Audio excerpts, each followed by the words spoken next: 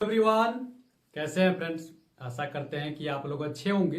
तो railway group D की भर्ती से संबंधित एक बहुत बड़ी अपडेट आपको देने वाला हूं कि जो कोर्ट में जो भर्ती चल रही है उस पर क्या अपडेट है और क्या ये भर्ती रद्द होगी। ये कोर्ट के आर्डर में ऐसा लिखा गया है, उस पर हम लोग बात करेंगे और हम लोग ये भी देखेंगे कि यदि आईटीआई वालों को जीत होती है, जैसा कि आप इस वीडियो में देख लेंगे आगे कि जो मैं आपको लेटर दिखाने वाला हूँ कोर्ट का आर्डर, इस लेटर में आपको सब कुछ क्लियर हो जाएगा। अगर इसमें आईटीआई वालों की यदि जीत होती है तो 10th वालों के लिए क्या है, और यदि जो भी स्टूडेंट अगर 10th नहीं लगाए, 10th के साथ आईटीआई नहीं लगाए हैं, अगर आईटीआई किए हुए हैं तो उनके लिए क्या बचता है और अब रेलवे इस पे क्या करने वाली है, सब कुछ हम लोग डिटेल में देखने वाले हैं। यानी ये वीडियो आपके लिए बहुत ही इंपॉर्टेंट है, इस वीडियो को देखना ताकि ये चीजें सारी चीजें आपको समझ में आ सके कि ये जो पूरी भर्ती चल रही है इसका कोर्ट का विवाद क्या है और कैसा है और इस पे कैसा निर्णय आने वाला है, उस पर हम लोग डिटेल में आज चर्चा करने वाले। तो सबसे पहले आपको हम बता देते हैं कि रेलवे ग्रुप डी की जो भर्ती जो विवादित इसमें चल रही है, कोर्ट में चल रही है, उसका जो मेन रीजन है वो आईटीआई वाले स्टूडेंट है, उनका साफ तौर पे कहना है कि भाई टेक्निकल पोस्टों पे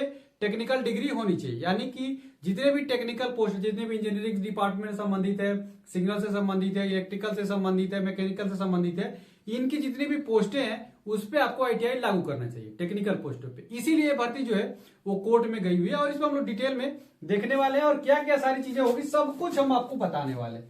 तो देखिए ये आपको कोर्ट का ऑर्डर दिख रहा होगा दिल्ली हाई कोर्ट का, ठीक है। ये जो है ये high court of Delhi at New Delhi high court का लेटर आपको दिख रहा होगा। इसमें सब कुछ मेंशन किया गया, ऑर्डर भी वही है।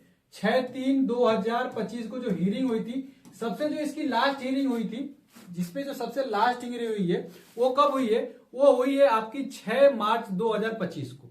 और उस हियरिंग में क्या क्या सारी चीजें निकल के आई है उस पर हम बताने वाले हैं। पहले हम थोड़ा शॉर्ट टर्म में आपको बता देते हैं कि जैसे आपको यहाँ पे सारी चीज देखेंगे तो देखिए ये जो भर्ती चली है वो सबसे पहले कोई एजुकेशन क्वालिफिकेशन को लेके चली है। जैसे रेलवे जो है वो 2 जनवरी 2025 को अचानक क्या करता है, पहले तो शॉर्ट नोटिस देता है और फिर 2 जनवरी 2025 को फुल नोटिफिकेशन, मतलब एक तरीके से नोटिस निकाल के साफ तौर पर उसमें बोल देता है कि रेलवे ग्रुप डी की जो भर्ती है वो 10th पास पे केवल रहेगी। ठीक है, ये साफ तौर पे नोटिस निकाल दिया गया। तो उसी को लेके पूरा विवाद चल रहा है और इसी एजुकेशन क्वालिफिकेशन को लेके इसको कोर्ट में दाखिल किया गया। तो उसमें जो हियरिंग हुई उसमें क्या क्या सारी चीजें हुई, तो वहां पे आप देखेंगे तो वहां पे साफ तौर पे लिखा गया, बताया गया कि 28 दिसंबर 2024, आपको डेट याद होगा, तो रेलवे ग्रुप डी की 28 दिसंबर 2024 को शॉर्ट नोटिस आ गई थी। यानी कि इसी दिन क्या हो गई थी, शॉर्ट नोटिस आपकी आ गई थी। शॉर्ट जो नोटिस होती है वो शॉर्ट नोटिस इसी दिन आ गई थी। ठीक, शॉर्ट नोटिस कब आ गई थी, 28 दिसंबर 2024 को शॉर्ट नोटिस आ गई थी। और इन्होंने एजुकेशन क्वालिफिकेशन को मेंशन कब किया है, 2 जनवरी 2025 को। कब किया है, तो 2 जनवरी 2025 को। तो सबसे इंपॉर्टेंट चीज था यही रहा कि आपने 19 जून 2019 से लेकर अभी तक लगातार एक बात यही बोलते आए कि हम रेलवे ग्रुप डी में आईटीआई को लागू करेंगे। ठीक, और 19 जून 2019 से लगातार इनके ऑफिशियल वेबसाइट पे पड़ा रहा। और कब तक पड़ा रहा, 2 जनवरी के जब तक ये नोटिस नहीं, उसके पहले तक हर रेलवे के भर्ती बोर्ड पे यही एजुकेशन क्वालिफिकेशन पड़ा रहा। ठीक है, तो अब जो बातें सामने जो आई निकल के, तो अब यहीं पे सारी चीजें जो प्रॉब्लम शुरू हुई ना, यहीं से सारी चीजें शुरू हुई कि ये बताइए अगर 28 दिसंबर को आपने जो शॉर्ट नोटिस दिया और 2 जनवरी को आपने कैसे बदल दिया, ये सारी चीजें हियरिंग में मैंने आपको पहले ही बताया हुआ है, अभी भी बता देता हूं कि अगर आपने 28 दिसंबर को शॉर्ट नोटिस दे दिया और 2 जनवरी को आपने चेंज कैसे कर दिया, जो कि आपको पता होगा ये सारी चीजें कि ये जो मैटर है ये हाई कोर्ट में, सुप्रीम कोर्ट में ये मैटर जो है पहले ही आ चुका है। वो कौन सा मैटर था, यहाँ पे देखेंगे कि सुप्रीम कोर्ट इन तेज प्रकाश पाठक बनाम राजस्थान हाई कोर्ट। यानी कि तेज प्रताप पाठक वाले मैटर में सुप्रीम कोर्ट ने साफ तौर पे बोला था कि जब भी आप नोटिफिकेशन निकालोगे, ठीक है, उसके बाद से आप एजुकेशन क्वालिफिकेशन में या किसी अन्य तरीके से कोई भी चेंजेज आप नहीं कर सकते। उसके पहले तक आप कर सकते हैं, लेकिन जो नोटिफिकेशन यदि निकाल देते हैं उसके बाद से आप चेंज नहीं कर सकते। ठीक, तो अब यहीं पे रेलवे जो है पूर्ण रूप से फंस गया, क्योंकि सुप्रीम कोर्ट का तो आदेश था। अब जो रेलवे था पूर्ण रूप से यहीं पे फंसा कि 28 दिसंबर को 2024 को इन्होंने शॉर्ट नोटिस दिया और 2 जनवरी 2025 को इन्होंने एजुकेशन क्वालिफिकेशन को लागू किया। अभी तक रेलवे जो था, आपको पता है कि अब रेलवे जो कैट से जीत के आई थी, सबसे पहले तो ये लोग हाई कोर्ट में ही गए थे, लेकिन वहां से हाई कोर्ट ने कैट में भेज दिया था और कैट में रेलवे जीत गई। रेलवे ने कैट में क्या अपना ऑप्शन दिया था कि देखिए हमारा पॉलिसी मैटर है, हम इसमें थोड़ा चेंजेस कर सकते हैं, कोई भी दिक्कत नहीं, लेकिन फुल नोटिफिकेशन हमने तो आपका कब दिया था, तो सबसे लास्ट में दिया था, ठीक है, 22 जनवरी के आसपास दिया था। तो रेलवे यहां से जीत गया था। लेकिन जब हाई कोर्ट में मैटर गया तो वहां पे जो वकील थे आईटीआई वालों के, थोड़ा अच्छे तरीके से अपनी तैयारी करके, आपको पता है कि वकीलों की एक जीत हार होती है, तो जिसकी अच्छी प्रिपरेशन रहेगी उन्हीं की ज्यादा जीत और हार होने वाली है। तो यहाँ पे जो आईटीआई के स्टूडेंट के जो वकील थे उन्होंने बहुत अच्छे तरीके से अपने पक्ष को रखा कि सर इन्होंने नोटिस जो है, 60 नोटिस जो है 28 दिसंबर 2024 को ही रख दिया था और इन्होंने क्वालिफिकेशन 2 जनवरी 2025 को लाया है। तो उसी बात पे जज साहब ने बोला था कि ये बताइए कि 60 नोटिस तो एक तरीके से नोटिफिकेशन ही है ना, वो भी एक तरीके से नोटिफिकेशन ही है ना, ऐसा तो है नहीं कि वो आप कुछ और जारी कर रहे हैं, वो भी एक तरीके से नोटिफिकेशन है और आपकी ऑफिशियल वेबसाइट में सब कुछ पड़ा रहा।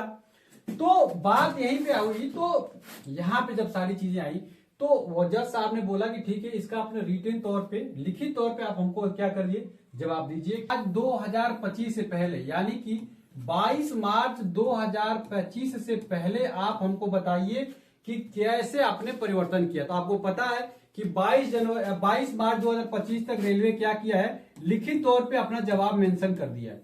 लिखित तौर पे जो है अपना जवाब क्या है, अपना नोटिस था जो भी अपने इनको देना था, सब कुछ इन्होंने कोर्ट में अपील कर दिया है। अब जो फाइनल इसकी हियरिंग होने वाली है वो 28 मार्च होने वाली है। कब होने वाली है, तो 28 मार्च की इसकी फाइनल हियरिंग है और इसी दिन सब कुछ आपका क्लियर हो जाएगा कि रेलवे ग्रुप डी में आईटीआई वालों की जीत होती है या 10th वालों का जीत होती है। हालांकि जीत तो क्या कहना, यहाँ पे क्वालिफिकेशन को लेके चलेगा कि अगर आईटीआई जीतती है, अगर आईटीआई वालों स्टूडेंट जितने भी हैं, अगर आईटीआई वाले स्टूडेंटों की जीत होती है तो जितने भी टेक्निकल पोस्ट हैं, जितने भी टेक्निकल जो पोस्टें हैं, उन टेक्निकल पोस्टों पे आईटीआई को क्या कर दिया जाएगा, लागू कर दिया जाएगा। ठीक है, और 10th वालों के लिए तब क्या बचेगा, 10th वालों के लिए केवल एक पॉइंट्समैन का क्या पद बच जाएगा, पॉइंट्समैन का पद बच जाएगा। ठीक है, लेकिन ऐसा देखिए, ऐसा पॉसिबल है नहीं अभी, इतना आसानी से रेलवे भी अपने पीछे नहीं हटने वाली है। ठीक है, इतना आसानी से आपको भी जानते हैं कि रेलवे भी अपना सारा पक्ष लेके आएगा और इतना आसानी से रेलवे भी हार नहीं मानेगा। ये भी बहुत बड़ी संगठन है, ये भी अपना पक्ष, अपने वकील, इनके भी वकील अच्छे तरीके से अपनी प्रिपरेशन करके आएंगे और जो भी होगा वो 28 मार्च को फाइनल हियरिंग होने वाली है। 28 मार्च को ही क्लियर होगा। ठीक है, 28 मार्च को ही क्लियर होगा। ठीक है, और यहाँ पे रेलवे की तरफ से एक और ऑप्शन है कि ये भर्ती को पूर्ण रूप से रद्द करके, भर्ती को क्या कर दे, पूर्ण रूप से रद्द कर दे, पूर्ण रूप से रद्द कर दे और रद्द करके नई भर्ती निकाल के लाए और वहां पे केवल 10वीं पास को योग्यता रख दे। 10वीं पास को क्या कर दे, वहां पे पूर्ण रूप से योग्यता रख दे कि कोई भी स्टूडेंट जो है वो 10वीं पास है, वो रेलवे ग्रुप डी का फॉर्म भर सकता है। ठीक है, आप लोग कमेंट करके बताइए कि आप लोग क्या चाहते हैं, कि आप लोग आईटीआई चाहते हैं कि आईटीआई लागू रहे, आईटीआई आप लोग चाहते हैं या 10th चाहते हैं, तो आप लोग कमेंट करके जरूर बताइएगा। अगर आईटीआई वालों को जीत होती है तो जो भी स्टूडेंट जो 10वीं पास से ही आईटीआई किए हैं और केवल 10वीं पास से रेलवे ग्रुप डी का फॉर्म भर दिए हैं, तो उनको मॉडिफिकेशन का लिंक एक्टिव हो जाएगा और फिर वहां से मॉडिफाई कर लेंगे। लेकिन रेलवे ग्रुप डी अगर भर्ती कैंसिल ही हो जाती है, रद्द ही हो जाती है, तो इस कंडीशन में जो स्टूडेंट अप्लाई किए हैं उनको भी बहुत ज्यादा परेशान होने की जरूरत नहीं है। वहां पे मॉडिफिकेशन का लिंक एक्टिव हो जाएगा और फिर सब लोग उसी रजिस्ट्रेशन नंबर से फिर से अप्लाई करोगे, कोई भी दिक्कत नहीं होगा, एक्स्ट्रा चार्ज आपको देने की जरूरत नहीं है। और यदि फिर से ओपन होती है भर्ती, कैंसिल होकर नई भर्ती यदि आती है तो नए स्टूडेंटों को मौका भी मिल जाएगा। तो जो लोग रेलवे ग्रुप डी का फॉर्म नहीं डाल पाए थे वो लोग फिर से डाल सकते हैं। चलिए, आशा करते हैं कि सारी चीजें जितने मैंने समझाया एक एक चीज आपकी क्लियर हो गई होगी। वीडियो अच्छी लगेगी तो वीडियो को लाइक कर दीजिएगा, चैनल को जरूर सब्सक्राइब कर लीजिएगा और अपने दोस्तों में भी शेयर करिएगा। और रेलवे ग्रुप डी की तैयारी हमारे साथ मिलकर करना चाहते हैं तो डिस्क्रिप्शन में व्हाट्सएप ग्रुप डाल दिया हूं, वहां से व्हाट्सएप ग्रुप जुड़ जाइए और पीडीएफ वगैरह चाहिए तो टेलीग्राम चैनल से भी जुड़ जाइए। बहुत जल्दी daily target program railway group D के लिए शुरू करने वाला हूं, तो टेलीग्राम चैनल से जरूर जुड़ जाइए। मिलते हैं अगली वीडियो में फ्रेंड्स, तब तक के लिए फ्रेंड्स जय हिंद।